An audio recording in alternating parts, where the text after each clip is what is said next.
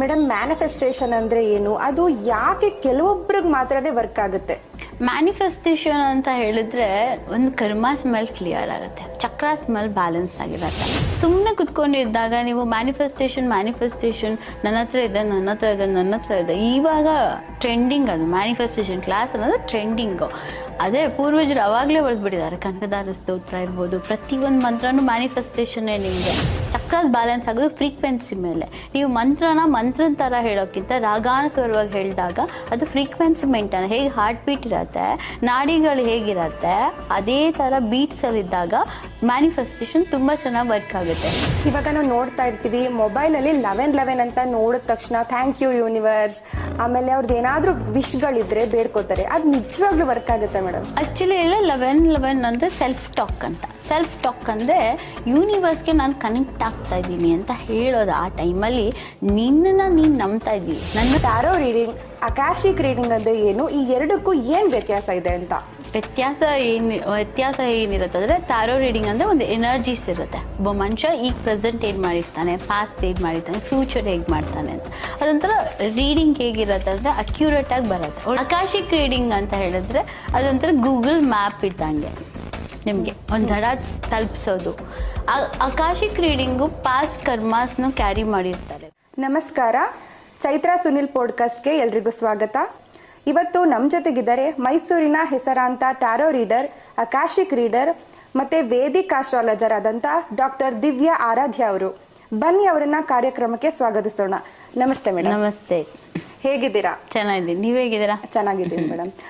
ಮೊದಲನೇದಾಗಿ ನಮಗೆ ತಿಳಿಸ್ಕೊಡಿ, ಟ್ಯಾರೋ ರೀಡಿಂಗ್, ಅಕಾಶಿಕ್ ರೀಡಿಂಗ್ ಅಂದರೆ ಏನು, ಈ ಎರಡಕ್ಕೂ ಏನು ವ್ಯತ್ಯಾಸ ಇದೆ ಅಂತ? ವ್ಯತ್ಯಾಸ ಏನಿರುತ್ತೆ ಅಂದರೆ ಟ್ಯಾರೋ ರೀಡಿಂಗ್ ಅಂದರೆ ಒಂದು ಎನರ್ಜೀಸ್ ಇರುತ್ತೆ. ಒಬ್ಬ ಮನುಷ್ಯ ಈಗ ಪ್ರೆಸೆಂಟ್ ಏನು ಮಾಡಿರ್ತಾನೆ, ಪಾಸ್ಟ್ ಏನು ಮಾಡಿರ್ತಾನೆ, ಫ್ಯೂಚರ್ ಹೇಗೆ ಮಾಡ್ತಾನೆ ಅಂತ. ಅದೊಂಥರ ರೀಡಿಂಗ್ ಹೇಗಿರುತ್ತೆ ಅಂದರೆ ಅಕ್ಯುರೇಟಾಗಿ ಬರುತ್ತೆ. ಒಳ್ಳೆ ರೀಡರ್ಸ್ ಆಗಿದ್ರೆ, ಮೊದಲೇ ಹೇಳಿದ್ದೀನಿ, ಕಾರ್ಡ್ಸ್ ಎನರೈಸ್ಡ್ ಆಗಿರಬೇಕು. ಅಕಾಶಿಕ್ ರೀಡಿಂಗ್ ಅಂತ ಹೇಳಿದ್ರೆ ಅದೊಂಥರ ಗೂಗಲ್ ಮ್ಯಾಪ್ ಇದ್ದಂಗೆ, ನಿಮಗೆ ಒಂದು ದಡ ತಲುಪಿಸೋದು. ಅಕಾಶಿಕ್ ರೀಡಿಂಗು ಪಾಸ್ಟ್ ಕರ್ಮಾಸ್ನ ಕ್ಯಾರಿ ಮಾಡಿರ್ತಾರೆ. ಗೊತ್ತಿರಲ್ಲ ನಿಮಗೆ, ನಮಗೆ ಏನಾಗಿರುತ್ತೆ ಅನ್ನೋದು ಗೊತ್ತಿರಲ್ಲ. ಎಷ್ಟೊಂದು ಬ್ಲಾಕೇಜಸ್ ಇರುತ್ತೆ. ಆ ಬ್ಲಾಕೇಜಸ್ನ ರಿಮೂವ್ ಮಾಡೋದು ಅಕಾಶಿಕ್ ರೀಡಿಂಗಲ್ಲಿ ಕ್ಲಾರಿಟಿ ಸಿಗುತ್ತೆ. ಈ ಟ್ಯಾರೋ ರೀಡಿಂಗಿಗೂ ಅಕಾಶಿಕ್ ರೀಡಿಂಗು ತುಂಬ ವ್ಯತ್ಯಾಸ ಇದೆ. ಸೊ ಎನರ್ಜಿನ ನೀಟಾಗಿ ಅಕ್ಯುರೇಟಾಗಿ ಕಂಡುಹಿಡಿಯೋಕ್ಕಾಗೋದು ಅಂದರೆ ಅಕಾಶಿಕ್ ರೀಡಿಂಗಲ್ಲಿ. ಮೇಡಮ್, ಮ್ಯಾನಿಫೆಸ್ಟೇಷನ್ ಅಂದರೆ ಏನು, ಅದು ಯಾಕೆ ಕೆಲವೊಬ್ರಿಗೆ ಮಾತ್ರನೇ ವರ್ಕ್ ಆಗುತ್ತೆ? ಮ್ಯಾನಿಫೆಸ್ಟೇಷನ್ ಅಂತ ಹೇಳಿದ್ರೆ ಒಂದು ಕರ್ಮಾಸ್ ಮೇಲೆ ಕ್ಲಿಯರ್ ಆಗುತ್ತೆ, ಚಕ್ರಾಸ್ ಮೇಲೆ ಬ್ಯಾಲೆನ್ಸ್ ಆಗಿರುತ್ತೆ. ಚಕ್ರಾಸ್ ಎಷ್ಟೊಂದು ಜನಕ್ಕೆ ಆಕ್ಟಿವೇಶನ್ ಆಗಿರಬೇಕು. ಸುಮ್ಮನೆ ಕುತ್ಕೊಂಡಿದ್ದಾಗ ನೀವು ಮ್ಯಾನಿಫೆಸ್ಟೇಷನ್ ನನ್ನ ಹತ್ರ ಇದೆ ಇವಾಗ ಟ್ರೆಂಡಿಂಗ್. ಅದು ಮ್ಯಾನಿಫೆಸ್ಟೇಷನ್ ಕ್ಲಾಸ್ ಅನ್ನೋದು ಟ್ರೆಂಡಿಂಗು. ಅದೇ ಪೂರ್ವಜರು ಅವಾಗಲೇ ಹೊಡೆದ್ಬಿಟ್ಟಿದ್ದಾರೆ. ಕನಕದಾರ ಸ್ತೋತ್ರ ಇರ್ಬೋದು, ಪ್ರತಿಯೊಂದು ಮಂತ್ರನೂ ಮ್ಯಾನಿಫೆಸ್ಟೇಷನ್ನೇ. ನಿಮಗೆ ನೀವು ಯಾವ ಮಂತ್ರ ಹೇಳಿ ಅದೇ ಮ್ಯಾನಿಫೆಸ್ಟೇಷನ್ನು. ಸುಮ್ಮನೆ ಮಾಡಿಲ್ಲ, ದೈವ ಬೀಜಾಕ್ಷರ ಮತ್ತು ಬೀಜಾಕ್ಷರ ಮಂತ್ರನ ಸೇರಿಸಿ ಮಾಡಿರೋದೇ ಮ್ಯಾನಿಫೆಸ್ಟೇಷನ್ನು. ನೀವು ಕನ್ನಡದಲ್ಲಿ ನಾನು ಹೇಳೋದೇನು ಗೊತ್ತಾ, ಪ್ರತಿಯೊಂದು ಮಂತ್ರ ಹೇಳೋದ್ರಿಂದಾನೇ ಮ್ಯಾನಿಫೆಸ್ಟೇಷನ್. ಚಕ್ರಾಸ್ ಬ್ಯಾಲೆನ್ಸ್ ಆಗೋದು ಫ್ರೀಕ್ವೆನ್ಸಿ ಮೇಲೆ. ನೀವು ಮಂತ್ರದ ಥರ ಹೇಳೋಕ್ಕಿಂತ ರಾಗಾನುಸ್ವರವಾಗಿ ಹೇಳಿದಾಗ ಅದು ಫ್ರೀಕ್ವೆನ್ಸಿ ಮೇಂಟೈನ್. ಹೇಗೆ ಹಾರ್ಟ್ ಬೀಟ್ ಇರುತ್ತೆ, ನಾಡಿಗಳು ಹೇಗಿರುತ್ತೆ, ಅದೇ ಥರ ಬೀಟ್ಸಲ್ಲಿದ್ದಾಗ ಮ್ಯಾನಿಫೆಸ್ಟೇಷನ್ ತುಂಬ ಚೆನ್ನಾಗಿ ವರ್ಕ್ ಆಗುತ್ತೆ. ಯಾಕೆ ಅಂದರೆ ಚಕ್ರಾಸ್ ಬ್ಯಾಲೆನ್ಸಿಗೆ ಬರುತ್ತೆ, ಹೈ ಪಿಚ್ಚಲ್ಲಿ ಬರುತ್ತೆ.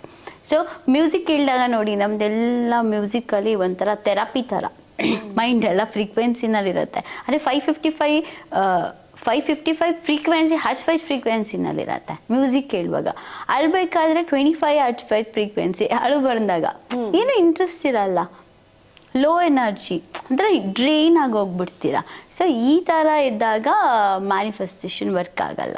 ಚಕ್ರಾಸ್ ಮೇನ್ ಚಕ್ರ ಬ್ಯಾಲೆನ್ಸ್ ಆಗಬೇಕು.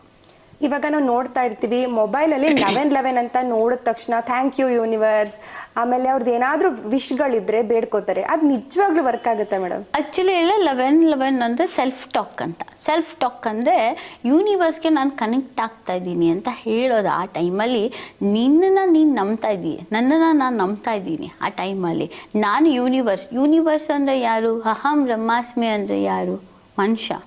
ಮನುಷ್ಯ ಅಂದರೆ ಮನುಷ್ಯನಲ್ಲಿರೋ ಸೋಲ್ ಇಲ್ಲ ಅಂದರೆ ನೀ ಯೂನಿವರ್ಸ್ನ ನೋಡೋಕ್ಕಾಗಲ್ಲ. ಸತ್ ಮೇಲೆ ಎಲ್ಲಿ ಕನೆಕ್ಟ್ ಆಗ್ತೀವಿ? ಯೂನಿವರ್ಸ್ನೇ ಕನೆಕ್ಟ್ ಆಗೋದು. ಪಂಚಭೂತಗಳಲ್ಲೇ ಕನೆಕ್ಟ್ ಆಗೋದು. ಸೊ ಸೆಲ್ಫ್ ಟಾಕ್ನ ಯಾವಾಗಲೂ ಲೆವೆಲ್ ಪೋರ್ಟಲ್ ಟೈಮ್ ಅಂತ ಹೇಳ್ತಾರೆ. ಅಂದರೆ ಬ್ರಹ್ಮಾಂಡ ಓಪನಿಂಗ್ ಟೈಮ್ ಅಂತ ಹೇಳ್ತಾರೆ. ಕ್ಲೋಸಿಂಗ್ ಮತ್ತು ಓಪನ್ ಟೈಮ್ ಅಂತ ಹೇಳ್ತಾರೆ. ಸೊ 11 ಒಂಥರ ರಿಚುವಲ್ಸ್ ಥರ ಬ್ರಹ್ಮಾಂಡ ಟೈಮ್. ಈ ತರ ಮ್ಯಾನಿಫೆಸ್ಟೇಷನ್ ಆಗೋದು ಕೆಲವೊಬ್ರಿಗೆ ಮಾತ್ರನೇ ವರ್ಕ್ ಆಗುತ್ತೆ, ಅಂದ್ರೆ ಅದನ್ನ ನಂಬೋರ್ಗೆ ವರ್ಕ್ ಆಗುತ್ತೆ, ಕೆಲವೊಬ್ರಿಗೆ ಆಗೋದೇ ಇಲ್ಲ. ಇದನ್ನ ಹೀಗೂ ಹೇಳ್ತಾರೆ, ಅದು ಬಡವ್ರಿಗೆ ಏನು ವರ್ಕ್ ಆಗಲ್ಲ, ಶ್ರೀಮಂತರಿಗೆ ಮಾತ್ರನೇ ವರ್ಕ್ ಆಗುತ್ತೆ, ಅವ್ರು ಮಾತ್ರನೇ ನಂಬ್ತಾರೆ ಇದನ್ನ ಅಂತ. ಎಷ್ಟು ನಿಜ ಮೇಡಮ್ ಇದು? ಆಕ್ಚುಲಿ ಇದೆಲ್ಲ ಮನಸ್ಥಿತಿಗಳ ಮೇಲೆ ಹೋಗುತ್ತೆ.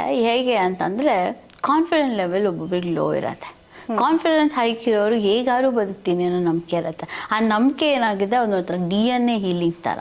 DNA ಹೀಲಿಂಗ್ ಅಂದ್ರೇ, ಈಗ ನಾನು ನಿಮಗೆ ಒಂದು ಟೆಂಪಲ್ಗೆ ಹೋಗು ಅಂತ ಹೇಳ್ತೀನಿ ಚೈತ್ರ, 21 days ಹೋಗಿ ಅಂತ ಹೇಳಿದೆ. ನೀವೇನು ಮಾಡ್ತೀರಾ, ದವ್ಯ ಹೇಳಿದ್ದಾರೆ, ನಾನು ಟೆಂಪಲ್ ಹೋಗ್ತಾ ಇದ್ದೀನಿ, ನಂಗೆ ಒಳ್ಳೇದಾಗುತ್ತೆ. ಇದು ಥರ ಮ್ಯಾನಿಫೆಸ್ಟೇಷನ್ ತಾನೇ ನಿಮಗೆ. ಅಲ್ಲಿ ಹೋದಾಗ ನಾನು ನಿಮ್ಗೊಂದು ಮಂತ್ರ ಹೇಳಿರ್ತೀನಿ, ಈ ಮಂತ್ರನ ಈ ದೇವರಿಗೆ ಮಾಡಿ, ಒಂದು ಸಂಕಲ್ಪ ದಿನ 21 days. ಎನರ್ಜಿ ಎಕ್ಸ್ಚೇಂಜ್ ಆಗೋದು 21 daysಗೆ. ಈವನ್ ಟ್ಯಾರೋ ರೀಡಿಂಗ್ಸ್ ಹೆಂಗೆ ಗೊತ್ತಾ, ಎನರ್ಜಿ ಎಕ್ಸ್ಚೇಂಜು. ನಿಮ್ಮಲ್ಲಿ ಏನೋ ಬ್ಲಾಕೇಜಸ್ ಇರುತ್ತೆ ಅಂದ್ಕೊಳ್ಳಿ, ನನ್ನ ಹತ್ರ ಒಂದು ಕಾರ್ಡ್ ತೆಗಿಸ್ತೀರಾ, ಅಕಸ್ಮಾತ್ ಅದೇನಾದರೂ ಬ್ಲಾಕೇಜಸ್ ಇಲ್ಲ, ಕ್ಲಿಯರ್ ನ್ಯೂ ಬಿಗ್ನಿಂಗ್ ಅಂತ ಬಂತು ಅಂದರೆ ನಿಮ್ಮ ಬ್ಲಾಕೇಜಸ್ ಓಪನ್ ಅಂತ ಅರ್ಥ. ಅಕಸ್ಮಾತ್ ಬ್ಲಾಕೇಜಸ್ ಆಗಿ ರಿಗ್ರೆಟ್ ಅಂತ ಬಂದರೆ ಅದು ಕ್ಯಾರಿ ಓವರ್ ಆಯಿತು ಅಂತ ಅರ್ಥ. ಈಗ ಸಡನ್ನಾಗಿ ಯಾರೋ ಬಂದ್ಬಿಟ್ಟು ಇಲ್ಲಿ ಬಂದು ಹೋದ್ಮೇಲೆ ಕೆಲಸ ಆಯಿತು, ಯಾಕಂದರೆ ಕಾರ್ಡ್ ಎಕ್ಸ್ಚೇಂಜ್ ಆಗೋಗಿದೆ, ಎನರ್ಜಿ ಎಕ್ಸ್ಚೇಂಜ್ ಆಗೋಗಿದೆ. ಒಂದು ನಾನು ಕಾರ್ಮಿಕ್ ತೊಗೊಂಡಿರ್ತೀನಿ. ಇವಾಗ ಎಲ್ಲ ಟೆಂಪಲ್ಸ್ಗಳಲ್ಲೂ ಅಷ್ಟೇ ಹುಡ್ಡಿಗೆ ದುಡ್ಡು ಹಾಕಿರ್ತಾರೆ, ಏನಕ್ಕಂದರೆ ಎನರ್ಜಿ ಎಕ್ಸ್ಚೇಂಜ್. ಹೌದು, ಅರ್ಕೆಗಳೆಲ್ಲ ಎನರ್ಜಿ ಎಕ್ಸ್ಚೇಂಜ್. ನೀನು ನನಗೆ ಕೆಲಸ ಮಾಡಿಕೊಟ್ರಮ್ಮ, ನಾನು ನಿನಗೆ ಇಷ್ಟು ಕೊಡ್ತೇನೆ. ಸೊ ಎನರ್ಜಿ ಎಕ್ಸ್ಚೇಂಜ್ ಇದೊಂಥರ DNA ಹೀಲಿಂಗು, ಇದೊಂಥರ ಮ್ಯಾನಿಫೆಸ್ಟೇಷನ್ನೇ. ನಾನೇನೋ ಅಮ್ಮನ ಹತ್ರ ಹರಕೆ ಕಟ್ಟಿದ್ದೀನಿ, ಕೆಲಸ ಆಗುತ್ತೆ ಅನ್ನೋ ನಂಬಿಕೆ. ಚಕ್ರಸ್ ಬ್ಯಾಲೆನ್ಸ್ ಇರಬೇಕು. ನಾನು ಹೇಳೋದು 7 ಚಕ್ರನೂ ಬ್ಯಾಲೆನ್ಸ್ ಮಾಡೋಕ್ಕಾಗಲ್ಲ. 30 ರೋಗ ಬರುತ್ತೆ 7 ಚಕ್ರ ಬ್ಯಾಲೆನ್ಸ್ ಮಾಡೋನಿಗೆ, ಬೇಗನೂ ಸತ್ತೋಗ್ತಾನೆ ಅವನು. ಕುಂಡಲಿನಿ ಅಂದರೆ ಅಷ್ಟು ಸುಲಭ ಅಲ್ಲ. ಯಾರೋ ಒಬ್ರು ಓಪನ್ನು ಮಾಡ್ಕೊಡೋಕ್ಕಾಗಲ್ಲ. ಯಾರೋ ಒಬ್ರು ಓಪನ್ ಮಾಡಿಕೊಡ್ತಾರೆ, ಅದೆಲ್ಲ ಸುಳ್ಳು, ಅದೆಲ್ಲ ಬಿಸ್ನೆಸ್. ಅದು ಯಾರು ಕೂಡ ಚಕ್ರಾಸ್ನ ಮುಟ್ಟಕ್ಕೂ ಆಗಲ್ಲ. ಇವಳೆಂದು ಚಕ್ರಾಸ್ ಬಗ್ಗೆ ಮಾತಾಡ್ತಾಳೆ. ಎಲ್ಲರೂ ನನ್ನ ಕ್ಲಾಸಸ್ ಅದು ಸೆಲ್ಫ್ ಬಂದಿರಬೇಕು, ಮತ್ತು ಅವರಿಗೆ ಧ್ಯಾನ ಮಾಡಿ ಮಾಡಿ ಮಾಡಿ ಅದು ಫೋಕಸ್ಡ್ ಆಗಿರಬೇಕು. ಈಗ ನಮಗೆ ಥರ್ಡ್ ಐ ಚಕ್ರ ಆ್ಯಕ್ಟಿವೇಶನ್, ಆಕಾಶಿಕ್ ಅಂದರೆ ಥರ್ಡ್ ಐ ಚಕ್ರ ಮತ್ತು ಕ್ರೌನ್ ಚಕ್ರ ಆ್ಯಕ್ಟಿವೇಶನ್. ನನ್ನಲ್ಲೂ 7 ಚಕ್ರ ಬ್ಯಾಲೆನ್ಸ್ಡ್ ಇಲ್ಲ, ಸಹಸ್ರ ಓಪನ್ ಇಲ್ಲ ನನಗೆ. ಬಟ್ ಟ್ರೈ ಮಾಡ್ತಾ ಇರ್ತೀನಿ. ಟ್ರೈ ಮಾಡಿದಾಗೆಲ್ಲ ನನಗೆ ಹೆಲ್ತ್ ಇಶ್ಯೂಸ್ ಆಗ್ತದೆ, ಬ್ಯಾಲೆನ್ಸ್ ಆಗಲ್ಲ. ಹಂಗೆ ಯಾವಾಗ ನನಗೆ ಗೊತ್ತಾಗಿದ್ದು ಒಂದೇ, ನಮಗೆ ಕಂಟ್ರೋಲ್ ಮಾಡೋ ಕೆಪಾಸಿಟಿ ಇಲ್ಲ. ಹೈ ಪಿಚ್ಗೆ ಹೋಗೋದು ಬರುತ್ತೆ, ಲೋ ಪಿಚ್ ಬರಲ್ಲ. ಡೀಪ್ ಸ್ಲೀಪ್ ಬರಲ್ಲ. ಡೀಪ್ ಸ್ಲೀಪ್ ನೋಡಿ ಯಾವ ಕಾಲ ಆಗೋಗಿದ್ಯೋ. ನಾನು ಅಂತೂ ರಾತ್ರಿ ಹೊತ್ತು ಮಲಗೋದೇ ಇಲ್ಲ. ಬೆಳಗ್ಗೆ ನಿದ್ದೆ ಬರುತ್ತೆ ನನಗೆ. ಎಷ್ಟು ಬೆಳಗ್ಗೆ ಆಗ್ತಿರುತ್ತೆ ಅಷ್ಟೊತ್ತು ನಿದ್ದೆ ಬರ್ತಿರತ್ತೆ. ಈ ಟ್ಯಾರೋ ರೀಡಿಂಗ್ ಆಕಾಶಿಕ್ ರೀಡಿಂಗ್, ಈ ಟ್ಯಾರೋ ರೀಡಿಂಗ್ ಅಕಾಶಿಕ್ ರೀಡಿಂಗ್ ನ ನೀವ್ ಯಾವಾಗ ಕಲ್ತ್ರಿ, ಜೊತೆಗೆ ಯಾಕೆ ಕಲಿಬೇಕು ಅಂತ ಅನಿಸ್ತು ಮೇಡಮ್ ನಿಮ್ಗೆ? ಹಾಗೆ ನಾನು ಚಿಕ್ಕವಳಿಂದಾನು ಸ್ವಲ್ಪ ದೈವಿಕವಾಗಿ ಇರೋದ್ರಿಂದ, ಇದು ಪೂರ್ವಜರು ಅನ್ಕೊಳ್ಳಿ, ನನ್ನ ಫ್ಯಾಮಿಲಿ ಎಲ್ಲ ಅದೇ ಮಾಡೋದು. ಪೂಜೆ ಎಲ್ಲ ಇದೆ, ನಮ್ದು ಟೆಂಪಲ್ ಎಲ್ಲ ಇದೆ. ನನ್ನ ದೊಡ್ಡಪ್ಪ ಆಗಲಿ, ನನ್ನ ದೊಡ್ಡಪ್ಪ ಆಗಲಿ, ಅವರಾಗಲಿ ಎಷ್ಟೋ ಪೂರ್ವಜರಿಂದ ಬಂದಿರೋದು. ಇದು ನನಗೆ ಗಿಫ್ಟ್. ಇದು ನಮ್ಮ ಕ್ಯಾಸ್ಟ್ ಕೂಡ ಅದೇ ಇರೋದ್ರಿಂದ ನಾವು ಅದನ್ನು ಕಂಟಿನ್ಯೂ ಮಾಡಬೇಕಾಗಿತ್ತು. ಈ ನಮ್ಮನೇಲಿ ನಮ್ಮ ಅಪ್ಪಂಗೆ ಗಂಡು ಮಕ್ಳು ಇರಲಿಲ್ಲ. ಸೊ ಇದು ಇಲ್ಲಿಗೆ ಸ್ಟಾಪ್ ಆಗ್ತಿರಬಾರ್ದು ಅಂತ ಹೇಳಿ, ಆಮೇಲೆ ನಾನು ಸ್ವಲ್ಪ ದೈವಿಕವಾಗಿರೋದ್ರಿಂದ ನನಗೆ ಚಿಕ್ಕವಳನ್ನ ಇಂಟ್ರೆಸ್ಟ್. ಅವಾಗ ನಾನು ಏನು ಹೇಳಿದ್ರು ಅದು ನಾನು ಈಗ ಕಲ್ತಿದಿರ್ಬೋದು. ನಾನು ಕಲಿಯದೇ ಇರಬೇಕಾದ್ರೂ ನನ್ನ ಕನಸಲ್ಲೇ ರೀಡಿಂಗ್ ಕೊಟ್ಬಿಡ್ತಾ ಇದ್ದೆ ನಾನು ಎಷ್ಟೋ ಜನಕ್ಕೆ. ಆ ಥರ ನನಗೆ ಮೆಂಟಾಲಿಟಿ. ಅವಾಗ ಅನ್ನಿಸ್ತು, ಇದು ಯಾಕೋ ಏನಾದರೂ ಏನೋ ಬರ್ತಾ ಚೇಂಜ್ ಆಗ್ತಿದೆ ಅಲ್ಲ, ಒಂದು ನಾಲ್ಗೆ ಕೂಡ ಪವರ್ ಸ್ಟಾರ್ಟ್ ಆಗಿದ್ದೆ ಅಲ್ಲ. ಆಮೇಲೆ ₹1 ಯಾರಿಗಾದ್ರು ಕೊಟ್ಟರೆ ಅವ್ರು ಬರೋರು ಕೊಡೋದು, ಆಮೇಲೆ ಲಕ್ಕಿ ಅನ್ನೋದು ಒಂದು ಸ್ಟಾರ್ಟ್ ಮಾಡಿಬಿಟ್ರು ನನಗೆ. ಆಮೇಲೆ ನನಗೆ ಯೋಚನೆ ಮಾಡೋಕ್ಕೆ ಶುರು ಮಾಡಿದೆ, ಏನೋ ಇದೆಯಲ್ಲ ನನ್ನ ಒಳಗಡೆ, ಏನೋ ಪವರ್ ಇದೆಯಲ್ಲ. ಆಮೇಲೆ ಯಾರು ನೋಡಿದ್ರು ಬೆಳಿಗ್ಗೆ ಒಂದು ತರಕಾರಿಯವನು ಫಸ್ಟ್ ಬಂದು ನನ್ನ ಹತ್ರನೇ ಬರೋದು, ಹೂವಿನವನು ನನ್ನ ಹತ್ರನೇ ಬರೋದು. ಅವಾಗ ನನಗೆ ಅನಿಸಿದ್ದು ಏನೋ ಒಂದು ಶಕ್ತಿ ಇನ್ಕ್ಲೂಡ್ ಆಗ್ತಿದೆ. ಸೊ ಆ ದೇವಿ ಮಹಾತ್ಮೆ ಓದ್ತಾ ಇದ್ದೆ. ಅದು 12 yearsಗೆ ಸಿದ್ಧಿ ಆಗತ್ತೆ. ಆ್ಯಕ್ಚುಲಿ ತುಂಬ ಲಾಂಗ್ ಟರ್ಮ್ ಅದು. ನಾನು ಚಿಕ್ಕ ಮಗುವಿಂದಾನು ಓದೋದ್ರಿಂದ ಕೂಡ, ದೇವಿ ಕವಚ ಓದೋದ್ರಿಂದ ಕೂಡ ನನಗೆ ಒಂದು ವೈಟ್ ಬ್ಲಿಕ್ ಲೈಟ್ ಸ್ಟಾರ್ಟ್ ಆಗೋಗಿತ್ತು. ಒಂದು 7 years ಬ್ಯಾಕ್ ಸ್ಟೋರಿ ಇದು. ಒಂದು ಚಿಕ್ಕ ಚಿಕ್ಕ ಬ್ಲಿಂಕ್, ಎಲ್ಲಿ ಕೂತ್ರು ವೈಟ್ ಸ್ಟಾರಲ್ಲಿ ಸ್ಟಾರ್ಟ್ ಆಗೋಗ್ತಾ ಇತ್ತು. ಆ ಸ್ಟಾರಿಂದ ತುಂಬ ಓಡಾಡ್ತಾ ಇದ್ದೆ ನಾನು, ತುಂಬ ಗುರುಗಳಿಂದ ಓಡಾಡಿದ್ದೀನಿ. ಪಾಡ್ಕ್ಯಾಸ್ಟ್ ನೋಡಿದ್ರೆ ಗೊತ್ತಾಗಿರುತ್ತೆ. ಕೂತಲ್ಲಿ ಒಂದೊಂದು ಲಕ್ಷ ಹಾಕಿರೋದು ನಾನು ಇದ್ರ ಬಗ್ಗೆ. ಇದು ಸತ್ಯ ತಿಳ್ಕೊಳಕ್ಕೆ. ಎಷ್ಟೋ ಜನ ಅದು ಬ್ರಹ್ಮರಾಕ್ಷಸ ಮತ್ತೆ ಇನ್ನೊಂದು ಹೇಳಿದ್ರಪ್ಪ, ದೆವ್ವ ಬಂದಿದೆ, ಚೌಡಿ ಅಟ್ರಾಕ್ಟ್ ಆಗಿದೆ, ಯಾರೋ ಬ್ಲ್ಯಾಕ್ ಮ್ಯಾಜಿಕ್ ಮಾಡಿದ್ದಾರೆ, ಇದೊಂದು ದೊಡ್ಡ ಆತ್ಮ ನಿನಗೆ ಕನೆಕ್ಟ್ ಆಗಿದೆ, ಏನೇನೋ ಸ್ಟೋರಿಗಳಿತ್ತು. ತುಂಬ ಖರ್ಚು ಮಾಡಿದ್ದೀನಿ. ಎಬ್ಬೋ ಏನಿಲ್ಲ ಅಂದರೂ 120 lakh ಎವೋ ಖರ್ಚು ಮಾಡಿರ್ಬೇಕು ನಾನು ಆ ಟೈಮಲ್ಲಿ. ಕಲಿಯೋದಕ್ಕಲ್ಲ, ಏನು ಅಂತ ತಿಳ್ಕೊಳ್ಳೋದಕ್ಕೆ. ಆ ವೈಟ್ ಸ್ಟಾರು ಏನು ಅನ್ನೋದು ತಿಳ್ಕೊಳ್ಳೋಕ್ಕೆ.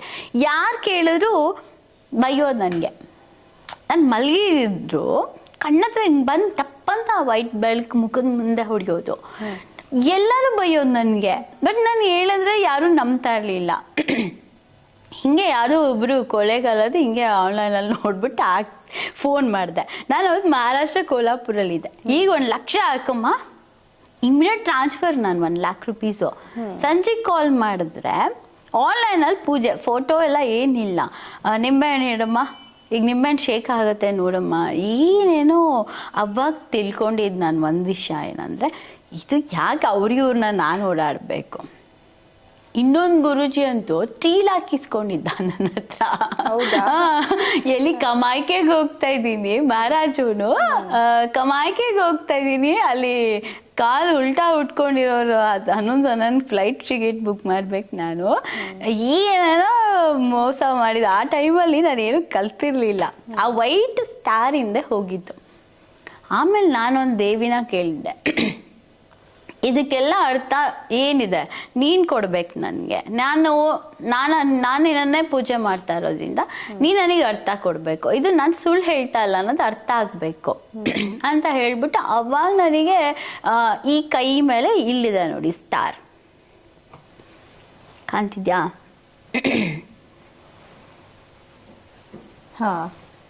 ಓಕೆನಾ? ತುಂಬಾ ಹತ್ತಿರದಿಂದ ನೋಡಿದ್ರೆ ಕಾಣಿಸುತ್ತೆ. ಇಲ್ಲಿದೆ ನೋಡಿ, ಹೀಗೆ ಕಾಣ್ತಿದ್ಯಾ? ಈ ಸ್ಟಾರ್ ಬಂದು ಕೈ ಮೇಲೆ ಕುತ್ಕೊಂತು. ಆವಾಗ ಶುರು ಆಗಿದ್ದು ನನ್ನ ಆಸ್ಟ್ರಾಲಜಿ ಫೀಲ್ಡ್. ನೀವು ಮೊದಲೇ ನೋಡ್ಕೊಂಡಿರ್ಲಿಲ್ವಾ ಕೈಯಲ್ಲಿ ಸ್ಟಾರ್ ಇರೋದನ್ನ? ಇಲ್ಲ, ಅದಾದ್ಮೇಲೆ ಬಂದಿದ್ದು. ಸಡನ್ ಆಗಿ ಹಿಂಗೆ ಹಿಚ್ಚಿಂಗ್. ಈಗ ನನ್ನ ಕೈಯಲ್ಲಿ ನೀವು ಎಲ್ಲಾ ದೇವ್ರ ಸೈಡ್ನು ನೋಡ್ಬೋದು. ನಾನು ಸಂಕಲ್ಪ ಕುತ್ಕೊಂಡಾಗ, ಸಿದ್ಧಿ ಕುತ್ಕೊಂಡಾಗ ಪ್ರತಿ ಒಂದು ಸೈಡ್ನು ನಾನು ಇದ್ರ ಮೇಲೆ ತಗೋತೀನಿ, ಕೈ ಮೇಲೆ. ಇದು ಮ್ಯಾನಿಫೆಸ್ಟೇಷನ್. ಯಾಕೆಂದ್ರೆ ನಾನು ಮಂತ್ರದಲ್ಲೇ ಮ್ಯಾನಿಫೆಸ್ಟೇಷನ್ ಮಾಡೋದು. ಆಮೇಲೆ ನಾನು ಗುರುಗಳನ್ನ ತುಂಬ ಪೂಜೆ ಮಾಡ್ತೀನಿ. ಮತ್ತು ಗುರುಗಳ ಉಪದೇಶನೇ ನಾನು ತಗೊಳ್ಳೋದು. ಆಮೇಲೆ ಎಲ್ಲ ಗುರುಗಳಿಂದ ಓಡಾಡಲ್ಲ, ಒಳ್ಳೆ ಗುರುಗಳಿಂದ ಓಡಾಡಿ ಅವ್ರ ಹತ್ರ ಒಂದು ಮಂತ್ರ ದೀಕ್ಷೆ ತಗೊಂಡು ನಾನು ಆ ಸಂಕಲ್ಪ ತಗೊಂಡು ನಿಷ್ಠೆಯಿಂದ ಭಕ್ತಿಯಿಂದ ಮಾಡ್ತೀನಿ. ಅಂದರೆ ನಾನು ಮ್ಯಾನಿಫೆಸ್ಟೇಷನ್ ಅಂದ ತಕ್ಷಣ ಹೇಳ್ತಿರಲ್ಲ, DNA ಹೀಲಿಂಗ್ ಅದು. ನಾನು 21 days ನಾನು ಯಾವ ಕಡೆನೂ ಇನ್ನೊಂದು ದೇವ್ರನ್ನೂ ನಾನು ತಿರುಗಿ ನೋಡಲ್ಲ. ಆ ದೇವ್ರನ್ನೇ ಪೂಜೆ ಮಾಡೋದು. ಅದು ವರ್ಗ ಆಗಿದ್ದಾದಮೇಲೆ ನನಗೆ ಏನಾದರೂ ಒಂದು ಪ್ರೂಫ್ ಬೇಕು. ಆ ಪ್ರೂಫು ನನ್ನ ಕೈ ಮೇಲಾದರೂ ಸರಿ, ಇಲ್ಲ ನನ್ನ ಮನೇಲಾದರೂ ಸರಿ, ಏನಾದ್ರು ಒಂದು ವಿಷಯ ದೇವಿ ಕನೆಕ್ಟ್ ಮಾಡ್ತಾಳೆ ನನಗೆ. ಈ ಟ್ಯಾರೋ ಮತ್ತು ಆಕಾಶಕ್ಕೆ ಬಂದು ಒಂಥರ ಮಾಯಾಜಾಲದ ಥರ ಅಂತ ಅನ್ಸಲ್ವಾ? ಕೆಲವೊಬ್ರಿಗೆ ಹಾಗೆ ಅನ್ಸುತ್ತೆ ಅಂತ ಹೇಳಿರೋರು ಇದ್ದಾರೆ, ನಾನು ಕೇಳಿದ್ದೀನಿ. ಮಾಯಾಜಾಲ ಅನ್ನೋಕ್ಕಿಂತ ಇದೊಂಥರ ಡಿವೈನ್ ವಿತ್ ಸ್ಪಿರಿಟ್ಸೇ ನಾನು ನೋಡಿರೋದು ಜಾಸ್ತಿ. ತುಂಬ ಎನರ್ಜಿ ಲಾಸ್ ಆಗುತ್ತೆ ಟ್ಯಾರೋ ರೀಡರ್ಸ್ಗೆ. ನಾನು ಎಲ್ಲರಿಗೂ ಹೇಳ್ತೀನಿ, ಡೀಪ್ ಸ್ಲೀಪ್ ಮಾಡಿದವರು ತುಂಬ ಜನ ಇದ್ದಾರೆ. ಒಳ್ಳೊಳ್ಳೆ ರೀಡರ್ಸ್ಗೆ ಹೇಳ್ತೀನಿ. ಎಲ್ಲರೂ ಫೇಕ್ ರೀಡರ್ಸು ತುಂಬ ಜನ ಇದ್ದಾರೆ. ಬಟ್ ನಾನು ಎಲ್ಲರನ್ನೂ ಹೇಳಲ್ಲ, ಎಲ್ಲೋ ಒಬ್ಬೊಬ್ರು ಇದ್ದಾರೆ, ಅವ್ರವ್ರಿಗೆ ತಕ್ಕ ಹಾಗೆ. ಒಳ್ಳೆ ರೀಡರ್ಸ್ ಹೇಗಿರ್ತಾರೆ ಅಂದರೆ, ಅವರಿಗೆ 2-3 ಆಗಿದ ತಕ್ಷಣ ಸುಸ್ತಾಗೋಗುತ್ತೆ, ಕೈ ಶಿವರಿಂಗ್ ಸ್ಟಾರ್ಟ್ ಆಗುತ್ತೆ ಅವ್ರಿಗೆ. ಯಾಕಂದರೆ ಒಂದು ಮನುಷ್ಯನ ಎನರ್ಜಿ ಪಿಕ್ ಮಾಡೋದು ಅಷ್ಟು ಸುಲಭ ಅಲ್ಲ. ನಾವು ದೇವರಲ್ಲ, ನಾವು ಒಂಥರ ದೇವದೂತ. ಆ ಟೈಮಲ್ಲಿ ಏನೋ ಒಂದು, ನೀವು ಯಾರೋ ಒಬ್ರು ನಮಗೆ ಒಂದು ಡಬಲ್ ಒನ್ ಚಾರ್ಜ್ ಹಾಕ್ಬಿಡ್ತಾರೆ. ಅವ್ರಿಗೆ ಏನು ಗೊತ್ತಾ, ಹಾಕಿದ್ದೀವಿ 40 minutes ಕ್ವೆಶನ್ ಕೇಳ್ತಾನೇ ಇರಬೇಕು. ಮೈಂಡ್ ಸೆಟ್ಟು ಎದುರಿನವ್ರಿಗೆ ಪ್ರಾಣ ಹೋಗ್ತಿರುತ್ತೆ 40 minutes ರೀಡರ್ಸ್ಗೆ. ಅದಕ್ಕೆ ನೋಡಿ, ಯಾವುದೇ ಟ್ಯಾರೋ ರೀಡರ್ಸು ಲೈವ್ ಸೆಷನ್ಸ್ ತಗೊಳ್ಳಲ್ಲ. ಎನರ್ಜಿ ಡ್ರೈನ್ ಆಗುತ್ತೆ ಅಂತ. ಆದರೆ ನಾನು ತಗೊತೀನಿ ಯಾಕಂದರೆ ನನಗೂ ಗೊತ್ತಿದೆ ಎಲ್ಲರ ಕ್ಲೈಂಟ್ಸ್ಗೂ ನನಗೂ ಎನರ್ಜಿ ಡ್ರೈನ್ ಆಗುತ್ತೆ. ನಂದು ಮೂಡ್ ಸ್ವಿಂಗ್ಸು, ನಾನು ಕಾಲ್ ಪಿಕ್ ಮಾಡಲ್ಲ ಯೂಶ್ವಲಿ. ನಾನು ಒಂದು 2-3 ಹೇಳಿದ್ಮೇಲೆ ಸ್ಟಾಪ್ ಮಾಡಿಬಿಡ್ತೀನಿ. ಆಕಾಶಿಕ್ ರೀಡಿಂಗ್ ಬೇರೆ ಇರುತ್ತೆ ನನಗೆ, ಅದೂ 2 ಹೇಳಿದ್ಮೇಲೆ ಸ್ಟಾಪ್ ಮಾಡಿಬಿಡ್ತೀನಿ. ನಾನು ತಗೊಳ್ಳೋದೇ ಡೈಲಿ ಒಂದು 5 or 6 ಅಷ್ಟೇ, ಜಾಸ್ತಿ ನಾನು ಯಾರಿಗೂ ಕನೆಕ್ಟ್ ಆಗಲ್ಲ. ತುಂಬ ದೊಡ್ಡದಿದ್ರೆ ನಾನು ಈಸಿಯಾಗಿ ಒಂದು 7 days ಬ್ಯಾಲೆನ್ಸ್ ಮಾಡ್ತೀನಿ. ದೊಡ್ಡ ಎನರ್ಜಿ ಏನಾದರೂ ಇದವ ಏನಾದರೂ ತುಂಬ ಅಟ್ರಾಕ್ಟ್ ಆಗಿದ್ರೆ, ಇಲ್ಲ ಬ್ಲ್ಯಾಕ್ ಮ್ಯಾಜಿಕ್ಸ್ ಏನಾದ್ರು ಅಟ್ರಾಕ್ಟ್ ಆಗಿದ್ರೆ ಅವ್ರಿಗೆ ನಾನು 7 days ತೊಗೋತೀನಿ. ಸಡನ್ನಾಗಿ ಪಿಕ್ ಮಾಡಲ್ಲ, ಯಾಕಂದರೆ ನನಗೆ ಡ್ರೈನ್ ಆಗುತ್ತೆ ಎನರ್ಜಿ. ಯಾವುದೆಲ್ಲ ಸಮಸ್ಯೆಗಳಿಂದ ಬಳಲ್ತಾ ಇರೋರು ನಿಮ್ಮ ಹತ್ರ ಬರ್ತಾರೆ ಮೇಡಮ್? ತುಂಬ ಜನ ಬರ್ತಾರೆ. ಎಲ್ಲ questions, most of the questions ಒಂದು ರಿಲೇಷನ್ಶಿಪ್ ಇರುತ್ತೆ, ಒಂದು ಮಾಮೂಲಿ ಫಿನಾನ್ಷಿಯಲಿ ಇರುತ್ತೆ. ದುಡ್ಡಿದ್ದವರೆಲ್ಲ ನಮ್ಮದೇ ಇರ್ತಾರೆ, ಅದೆಲ್ಲ ಸುಳ್ಳು. ದುಡ್ಡಿದೆ ಅಂದ ತಕ್ಷಣ ಒಬ್ರಿಗೆ ನಿದ್ದೆ ಇರಲ್ಲ. ನಿದ್ದೆ ಇರೋರಿಗೆ ದುಡ್ಡಿರಲ್ಲ, ಚಿಂತೆಗಳು ಜಾಸ್ತಿ. ಎಲ್ಲ ಇದ್ರೂ ಒಂದು ರಿಲೇಷನ್ಶಿಪ್ ಇರಲ್ಲ. ರಿಲೇಷನ್ಶಿಪ್ ಇದ್ರೂ ಕೂಡ ಮಕ್ಕಳಿರಲ್ಲ. ತುಂಬ ಇರುತ್ತೆ ಅವ್ರವ್ರ ಕರ್ಮ. ಅದು ಒಂದು ನಂದೇ ಇದರಲ್ಲಿ ಯಾರೋ ಒಬ್ಬ ಕಮೆಂಟ್ ಹಾಕಿದ್ದ. ಏನಾದ್ರು ಹಾಕಿದ್ದ ಅಂದರೆ, ದುಡ್ಡು ತಿಂದರೆ ಯಾಕೆ ಬೇಕು ಇವರೆಲ್ಲ ಅಸ್ಟ್ರಾಲಜರ್ಸು, ಇಲ್ಲ ಇವ್ರ ಎನರ್ಜೀಸ್ ಯಾಕೆ ಬೇಕು? ದುಡ್ಡು ತಿನ್ನೋರು ಎಲ್ಲ ಯಾರಪ್ಪ ಸುಖವಾಗಿದ್ದಾರೆ? ನನಗೆ ಹೇಳೋದು ನಿಮಗೆ, ಯಾರು ಸುಖವಾಗಿದ್ದಾರೆ? EMIಗಳಿರತ್ತೆ, ಮತ್ತು ಯಾರ್ದು ಸಪೋರ್ಟಿವ್ ಇರಲ್ಲ, ಮತ್ತು ನ್ಯಾಯವಾಗಿ ದುಡಿತಾ ಇದ್ರು ಶತ್ರುಗಳ ಕಾಟ, ಅಕ್ಕಪಕ್ಕದವ್ರ ಹಿಂಸೆ, ಆಮೇಲೆ ಬೆಳೀತಾರು ಪಾಪ ಅವ್ರ ಪಾಡೋದವ್ರು ಬದುಕಲಿ ಅಂದರೆ ಆ ಗಾಸಿಪ್ಗಳ ಹಿಂಸೆ, ಇಲ್ಲ ಏನೋ ಒಂದು ದುಡಿದ್ಬಿಟ್ಟು ಬರೋಷ್ಟರಲ್ಲಿ ಮನೇಲಿ ಯಾರು ಪೇಷಂಟು, ಹೌದು, ಇಲ್ಲ ಪೇಷಂಟ್ಗಳ ಇರಲಿಲ್ಲ ಅಂದ್ರೂ ಏನೋ ಒಂದು ಕಡೆ ಕಳ್ಕೊಳ್ಳೋದು, ಮನೇಲಿ ಇಟ್ಟಿದ್ದ ದುಡ್ಡು ಕಳ್ತನ ಆಗುತ್ತೆ, ಇಟ್ಟಿದ್ದ ದುಡ್ಡು ಒಡವೆಗಳು ಕಳ್ತನ ಆಗುತ್ತೆ. ಇದೆಲ್ಲ ನ್ಯಾಯಯುತವಾಗಿ ಸಂಪಾದನೆ ಮಾಡಿರೋದೇ ತಾನೇ ಸ್ಟೋರಿ. ಅದು ಯಾಕೆ ಇದೆಲ್ಲ ಕರ್ಮಗಳಿರತ್ತೆ? ಅದೆಲ್ಲ ಪ್ರಾಬ್ಲಮ್ಸ್ ನಾವು ತಗೋತೀವ. ನನಗೆ ಕೇಳ್ತಾರೆ, ಗೋಲ್ಡ್ ಯಾರು ತೊಗೊಂಡು ಹೋದ್ರು, ಎಷ್ಟು ಜನಕ್ಕೆ ಅಕ್ಯುರೇಟ್ ಗೋಲ್ಡ್ ಯಾರು ತೊಗೊಂಡು ಹೋದ್ರು ಅನ್ನೋದು ನಾನು ಹೇಳಿರ್ತೀನಿ. ಎಷ್ಟೋ ಸಲ ಗೋಲ್ಡ್ ಕಳ್ಕೊಂಡು ನನಗೆ ಕಾಲ್ ಬರೋದು. ಫಸ್ಟ್ ಕಾಲ್ ನನಗೆ, ಗೋಲ್ಡ್ ಕಳ್ದೋಗಿದ್ದ ಮೇಡಮ್, ಇಟ್ಟಿದ್ದ ಜಾಗದಲ್ಲಿ ವರಮಹಾಲಕ್ಷ್ಮಿ ಅವಧಿನ ಇವ್ರು ಯಾರು ತೊಗೊಂಡಿದ್ರು ವಿತ್ ಪಿಕ್ ಹೇಳಿರ್ತೀನಿ ನಾನು, ವಿತ್ ಫೇಸ್ ಕಟ್ ಹೇಳಿರ್ತೀನಿ, ಇವರೇ ತೊಗೊಂಡಿರ್ತಾರೆ. ಈ ಒಂದು ವಿದ್ಯೆಯನ್ನು ಕಲಿಯೋದಕ್ಕೆ ಎಷ್ಟು ಟೈಮ್ ಬೇಕಾಗುತ್ತೆ ಮೇಡಮ್? ನಾನು ಏನು ಹೇಳೋದು ಗೊತ್ತಾ, ಜಾತಕ ಸ್ಟ್ರಾಂಗ್ ಇರಬೇಕು, ಒಂದು ಪೂರ್ವಜರದ್ದು ಆಶೀರ್ವಾದ ಇರಬೇಕು, ಪಿತೃಗಳ ದೋಷ ಇರಬಾರ್ದು, ಮೀನು ನನ್ನ ಪೂರ್ವಜರ ಶಾಪ ಇರಬಾರ್ದು, ಆಮೇಲೆ ನನ್ನ ಶ್ರೀ ಶಾಪ ಅಂತ ಹೇಳ್ತಾರೆ, ಅಂದರೆ ನಮ್ಮ ಅಪ್ಪಗೋ ಇಲ್ಲ ನನ್ನ ತಾತಗೋ ಒಂದು ಯಾವುದೇ ಹೆಣ್ಣಿನ ದೋಷ ಇರಬಾರ್ದು. ಮತ್ತು ನನ್ನ ಜಾತಕದಲ್ಲಿ ರಾಹು ಸ್ಟ್ರಾಂಗ್ ಇರಬೇಕು, ನನ್ನ ಜಾತಕದಲ್ಲಿ ಗುರು ಆ್ಯಕ್ಟಿವ್ ಆಗಿದ್ದಾನ ಫಸ್ಟ್ ನೋಡಬೇಕು. ಆಗ ಏನಾಗುತ್ತೆ, ಗುರು ಮತ್ತು ರಾಹು ಸ್ವಲ್ಪ ಒಪೋಸಿಟ್ ಇರ್ತಾರೆ. ಬಟ್ ಏನಂದರೆ ತಾಂತ್ರಿಕ ಕಲೀಲಿಕ್ಕೆ ರಾಹು ನಿಜವಾಗ್ಲೂ ತುಂಬ ಇಂಪಾರ್ಟೆಂಟ್ ಇರ್ತಾನೆ. ಪ್ಲಾನೆಟ್ಸ್ನ ನಾನೇನು ಬಿಲೀವ್ ಮಾಡಲ್ಲ, ಪ್ಲಾನೆಟ್ಸ್ ಬಗ್ಗೆ ನಾನು ಕಂಪ್ಲೇಂಟು ಹೇಳಲ್ಲ, ಅದು ಪಾಡಾಗೋದು ನಾರ್ಮಲ್ ಬ್ರಹ್ಮಾಂಡದಲ್ಲಿ ಹೇಗಿರುತ್ತೆ. ನಾವು ಆಕಾಶಕ್ಕೆ ನೋಡೋಕೆ ಹೋದಾಗ ಆರಾಮಾಗಿ ಅವ್ನು ಪಾಡಾಗ ಅವನು ಓಡಾಡ್ತಿರ್ತಾನೆ. ಈಗ ಪ್ರಕೃತಿ ಜೊತೆ ಅವನು ಆರಾಮಾಗಿ ಅವನೊಂದು ಪ್ಲಾನೆಟ್ಸ್ ಅಷ್ಟೇ. ಬಟ್ ಈಗ ಜಾತಕದಲ್ಲಿ ಅದೆಲ್ಲ ರಾಹು ಕೇತು ಅನ್ನೋದು ಇದ್ದೇ ಇರುತ್ತೆ. ಟ್ಯಾರೋಗೂ ಜ್ಯೋತಿಷ್ಯಗೂ ಏನು ಡಿಫ್ರೆನ್ಸ್ ಮೇಡಮ್? ಸೇಮ್ ಇರುತ್ತೆ. ಈಗ ನನ್ನ ಗುರುಗಳಿದೆ, ನಾನು ಶನಾಂಬಿಕೆ ಗುರುಗಳು, ನಂದು ಇಬ್ರದ್ದು ಸೇಮ್ ಅಕ್ಯುರೇಟ್ ಇರುತ್ತೆ. ಅವ್ರು ಹೇಳ್ತಾ ಇರ್ತಾರೆ, ನಾನು ಹೇಳಿರ್ತೀನಿ, ಈಗ ದಿವ್ಯಾ ಕಾಲ್ ಮಾಡ, ದಿವ್ಯಾನು ಸೇಮ್ ಹೇಳ್ತಾಳೆ, ನಾನು ಹೇಳಿರೋದು ಸೇಮ್ ಇರುತ್ತೆ, ಅವ್ರು ಹೇಳೋದು ಸೇಮ್ ಇರುತ್ತೆ. ಅವ್ರು ಲಾಂಗ್ ಪ್ರೊಸೀಜರಲ್ಲಿ ಹೇಳ್ತಾ ಇರ್ತಾರೆ, ನಾನು ಇಲ್ಲಿ 5 ನಿಮಿಷಕ್ಕೆ ಹೇಳಿ ಮುಗಿಸಿರ್ತೀನಿ ಅಷ್ಟೇ. ಈಗ ಈ ಟ್ಯಾರೋ ರೀಡಿಂಗ್ ಕಲಿಬೇಕು, ಆಕಾಶಿಕ್ ರೀಡಿಂಗ್ ಯಾರಾದರೂ ಕಲಿಬೇಕು ಅಂತ ಇದ್ರೆ ನೀವೇನಾದರೂ ಕ್ಲಾಸಸ್ಸನ್ನು ಹೇಳ್ಕೊಡ್ತೀರಾ? ಕ್ಲಾಸಸ್ ಹೇಳ್ಕೊಡ್ತೀನಿ, ಟ್ಯಾರೋ ರೀಡಿಂಗು ಮತ್ತು ಆಕಾಶಿಕ್ ರೀಡಿಂಗ್ ಖಂಡಿತ ತಗೋತಾ ಇರ್ತೀನಿ. ಬಟ್ ತುಂಬ ತಗೊಳ್ಳಲ್ಲ ನಾನು. ಯಾವುದೋ ಒಂದು ತುಂಬ ನನಗೆ ಪ್ಯೂರ್ ಸೋಲ್ ಅನ್ಸಿದ್ರೆ ಮಾತ್ರ ತಗೊಳ್ಳೋದು. ಯಾಕಂದರೆ ಆಕಾಶಿಕಲ್ಲಿ ತುಂಬ ಪ್ಲಸ್ ಇದೆ, ತುಂಬ ಮೈನಸ್ಸು ಇದೆ.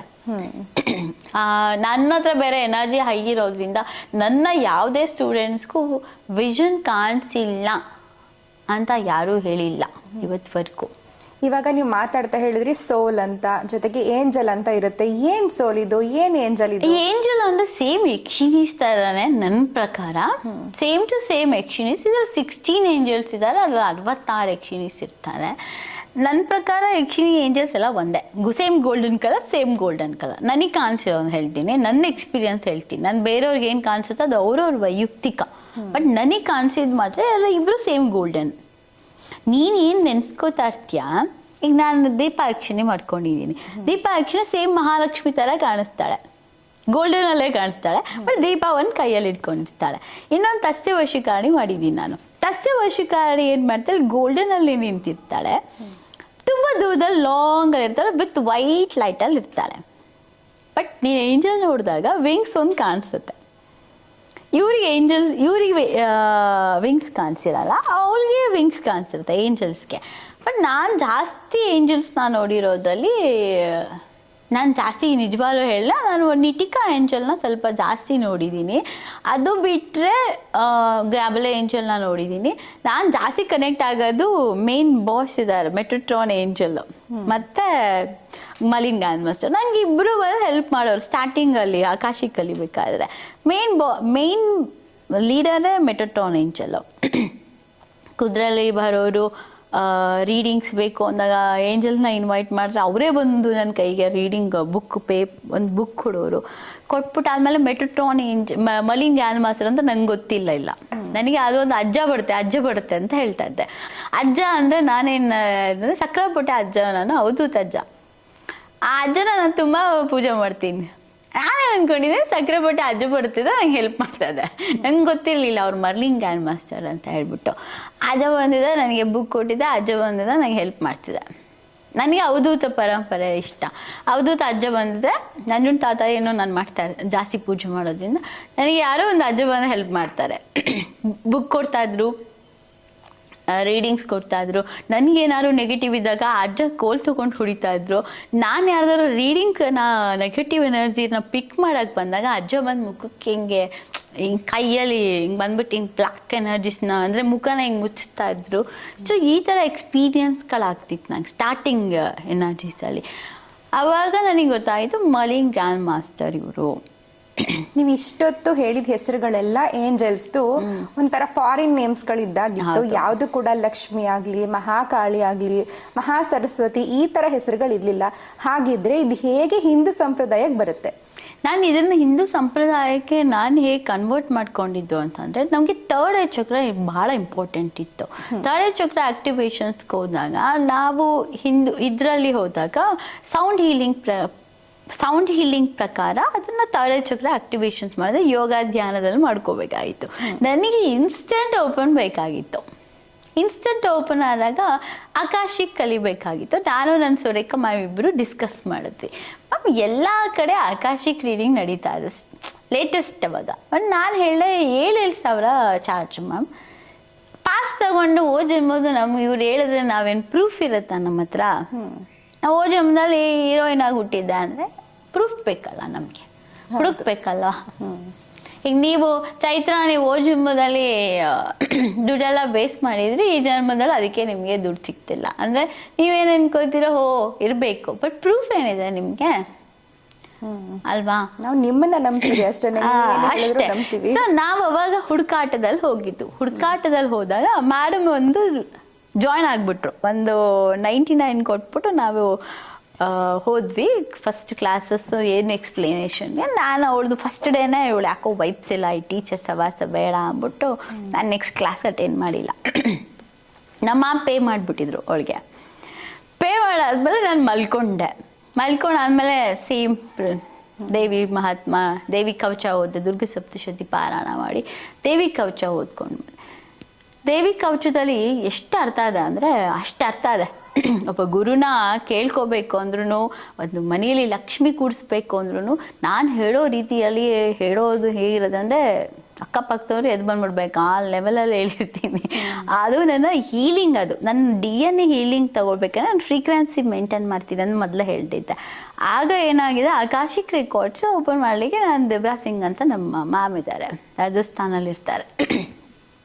ಅವರು ಎಲ್ಲೋ ಮಾತಾಡ್ತಾ ಮಲಗಿದೆ. 2 o'clock ಫ್ರೈಡೇ. ನಾನು ಮೌನ ರಥ ಅವತ್ತು ಮಾತಾಡಲ್ಲ. ನಾನು ಮಲ್ಕೊಂಡಿದ್ದೆ, ಯೋಚನೆ ಮಾಡ್ತಾ ಇದ್ದೆ. ಹಿಂದಿನ ದಿನ ಮ್ಯಾಮ್ ಬೇರೆ ಜಾಯ್ನ್ ಆಗಿಬಿಟ್ಟಿದ್ದಾರೆ. ನನಗೆ ಹೊಟ್ಟೆ ಕಿಚ್ಚಾಗೋಗಿದೆ. ಅವ್ರು ಜಾಯ್ನ್ ಆದರೂ ನಾನು ಜಾಯ್ನ್ ಆಗಲಿಲ್ಲ. ಬಟ್ ಮ್ಯಾಮೇ ಕಲ್ತಾದ್ಮೇಲೆ ಹೇಳ್ಕೊಳ್ಳಿ ಬಿಡು, ನಾನು ಏನಕ್ಕೆ ಮತ್ತೆ ಹೋಗಿ ದುಡ್ಡು ಕೊಡಬೇಕು, ಸ್ಟಾಪ್ ಮಾಡಿಬಿಟ್ಟೆ. ಬಟ್ ನನಗೆ ಒಂಥರ ಕ್ಯೂರಿಯಾಸಿಟಿ. ಸುಮ್ಮನೆ ಇನ್ಸ್ಟಾಗ್ರಾಮ್ ನೋಡ್ತಾ ಇದ್ದೆ, ಈ ಮೇಡಮ್ ಕನೆಕ್ಟ್ ಆದರು. ನನಗೆ ಸ್ವಲ್ಪ ಹಿಂದಿ ಅಷ್ಟವಾಗಿ ಬರ್ತಾ ಇರಲಿಲ್ಲ ಕನೆಕ್ಟ್ ಆಗೋ ಟೈಮಲ್ಲಿ. ಮ್ಯಾಮ್ ನನಗೆ ಹಿಂದಿ ಸ್ವಲ್ಪ ಬರಲ್ಲ, ಅವರು ಕನ್ನಡ ಮಾತಾಡ್ತಾರೆ, ಕನ್ನಡ ಬರಲ್ಲ ಅವರಿಗೆ. ನಂದು ಹಿಂದಿ ಸ್ವಲ್ಪ ಬರುತ್ತೆ, ಸ್ವಲ್ಪ ಅಂಡರ್ಸ್ಟ್ಯಾಂಡಿಂಗ್. ನೀವು ಆ ಥರ ನಂಗೆ ಅರ್ಥ ಆದರೆ ನಂದು ಸ್ವಲ್ಪ ಅಡ್ಜಸ್ಟ್ ಮಾಡ್ಕೋಬೇಕು. ನೀವು ಸ್ವಲ್ಪ ಲ್ಯಾಂಗ್ವೇಜ್ ಪ್ರಾಬ್ಲಮ್ ಇದೆ ನನಗೂ ನಿಮಗೂ ಅಂತ ಹೇಳಿ. ಪರವಾಗಿಲ್ಲ ಜಾಯ್ನ್ ಆಗಿ ನಾನು ಇದ್ದೀನಿ ಅಂತ ಹೇಳಿದ್ರು. ಸರಿ ಅಂದ್ಬಿಟ್ಟು ಜಾಯ್ನ್ ಆದೆ. ಬೆಳಗ್ಗೆ 6 o'clock ಕ್ಲಾಸ್ ಸ್ಟಾರ್ಟ್ ಆಯ್ತು ನಂದು. ಡೈಲಿ 6 o'clock ಎದೊಳ್ತಾ ಇದ್ದೆ ಕ್ಲಾಸ್. ಖುಷಿ ನನಗೆ. ಥರ್ಡ್ ಚಿಕ್ಕ ಓಪನ್ ಆಗುತ್ತೆ ಅಲ್ಲ, ಎಲ್ಲರಿಗೂ ಕಾಲ್ ಮಾಡಿ ಕೇಳಿದ್ದೆ ಥರ್ಡ್ ಚಿಕ್ಕ ಆ್ಯಕ್ಟಿವೇಶನ್ಗೆ 40,000, 1 ಲಕ್ಷ ಮಾಮೂಲಿ ಗೊತ್ತಲ್ಲ. ಥರ್ಡ್ ಚಕ್ರ ಅಂದರೆ ಏನು, ಈ ಚಕ್ರ ಆ್ಯಕ್ಟಿವೇಶನ್ ಆಗಬೇಕು ಮೇಯ್ನ್. ಅವಾಗ ನಂಗೆ ಚಕ್ರಾಸ್ ಬಗ್ಗೆನೂ ಗೊತ್ತಿಲ್ಲ. ಪೂಜೆ ನಂಗೆ ಚೆನ್ನಾಗಿ ವರ್ಕ್ ಆಗ್ತಿತ್ತು. ಸರಿ, ಯಾರೇ ಏನೇ ಪ್ರೇ ಮಾಡ್ಕೋಬೇಕಂದ್ರೂ ನನ್ನ ಕಡೆಯಿಂದ ಪ್ರೇ ಮಾಡಿಸೋರು. ಅವಾಗ ಒಂದು ಅರ್ಥ ಆಗಿದೆ ಏನಂದರೆ, ನನ್ನ ಗುರುಗಳೊಬ್ರು ಹೇಳಿದ್ರು, ಧರ್ಮ ಸಂಸ್ಥಾಪನೆಗೆ ಅಂತಾನೆ ನೀನು ಬೋರ್ನ್ ಆಗಿರೋದು, ನಿನ್ನ ಜಾತಕನೇ ಹಂಗಿದೆ. ನಿನಗೆ ಯಾವುದಲ್ಲಿ ಏನೇ ಇದ್ರೂ ಕೂಡ ನೀನು ಅನುಭವಿಸೋದು ಯೋಗ ಇಲ್ಲ. ನೀನು ಎಲ್ಲ ಜನಗಳಿಗೇನೆ ಮಾಡಬೇಕು. ಇದನ್ನ ನಾನು ಅಕ್ಸೆಪ್ಟ್ ಮಾಡೋಕ್ಕೆ ಶುರು ಮಾಡಿಬಿಟ್ಟೆ.